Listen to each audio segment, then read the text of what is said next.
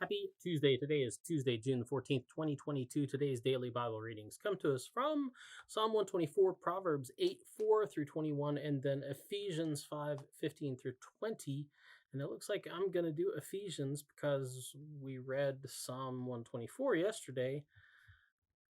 Proverbs just not into dealing with Proverbs. Not that they're not good, it's just they kind of say what they kind of say. So I'm going to look at Ephesians today and talk about redeeming the time. That's how I'm going to redeem the time today, by looking at Ephesians. John Wesley was really big on this subject. He actually has a sermon. It's Sermon 93 called On Redeeming the Time. And we'll get into that later. But I'm going to start off by talking about, because in that sermon, he has this call for Christians to live circumspectly, which is one way that this text in Ephesians is being translated. But what does it mean to live circumspectly? It's as Paul says here, it's a warning to be careful how you live. He says, "Be careful then how you live, not as unwise people, but as wise people, making the most of the time because the days are evil." So be careful how you live. Not as unwise people, but live like wise people. What does that mean? Well, wise people pay attention to what they are doing, right? First of all, so they don't just go through the world like a bunch of fools. Wise people pay attention to what they are doing, and they pay attention to what God is doing. I think that would be Paul's big advice to us. It's not enough just to pay attention to what you're doing and do whatever you're doing very thoughtfully, but make sure that what you're doing is in line with what God is doing and what God is calling us to do. Pay attention to what God is doing, and then wise people follow along with that. They pay attention to what God's doing, and they make sure that what they're doing falls in line with what God's doing. That's how people live as wise people in evil times, and they redeem the time that they have and the times that they've been given. So Christian temperance and oversleeping and circumcision, what was that kind of? Wesley, this sermon on redeeming the time, he's very concerned with people sleeping too much, which, people read the sermon, they kind of chuckle about it.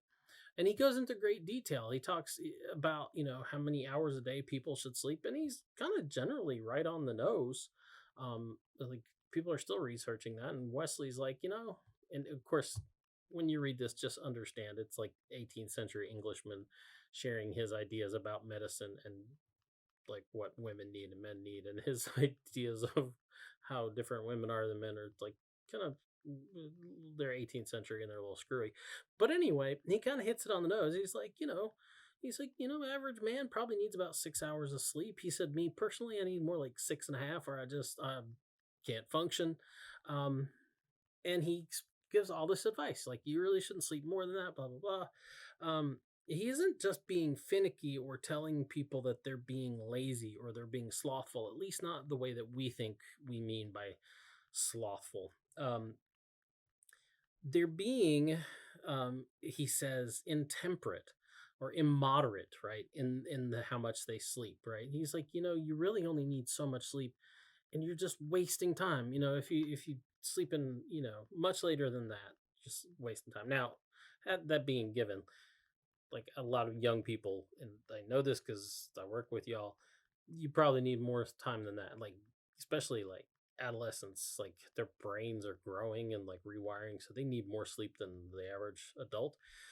But even then, like beyond a certain point, it's intemperate, right? You're immoderate, which is to say, when you're being intemperate or you're being immoderate, you're about things other than God's will.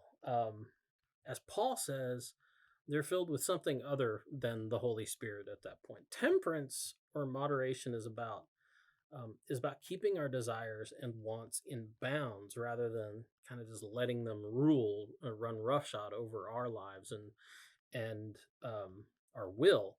That's when things get intemperate. That's when they get immoderate. That's when they get out of bounds. As a matter of fact, like, the real idea of like slothfulness and isn't so much just about being lazy, like the picture of the guy that should be working his fields, but he's like snoozing under a tree or fishing or something. taking a nap. It's as much about not being about what you're supposed to be about. Like the word acedia is a word that the church has used to describe that, and people caught up in acedia, um, they can actually look really really busy, but they're wasting the time. They're not really about what they should be about. It's like, think about every time that you want to you feel like you need to focus your spiritual life more on God, and you're going to do this, that, and the other thing, and where does the time go? Yeah, sometimes it's just with lazy pursuits, but sometimes you feel like you've done everything else in the sun and you've been really really busy, but you haven't done what you were supposed to be doing. You didn't do what you were supposed to be up to. Temperance, moderation, it's about keeping our desires and our wants in check. Like I said, not letting them rule us or run roughshod over us. We redeem the time when we keep it focused on God. When we are wise, like Paul says, we redeem the time we've been given. We do that for God's sake and not merely for our own sake or our own pleasures. Anyway, that's the DBR. Get out and enjoy the day, and we'll see you tomorrow. Boop.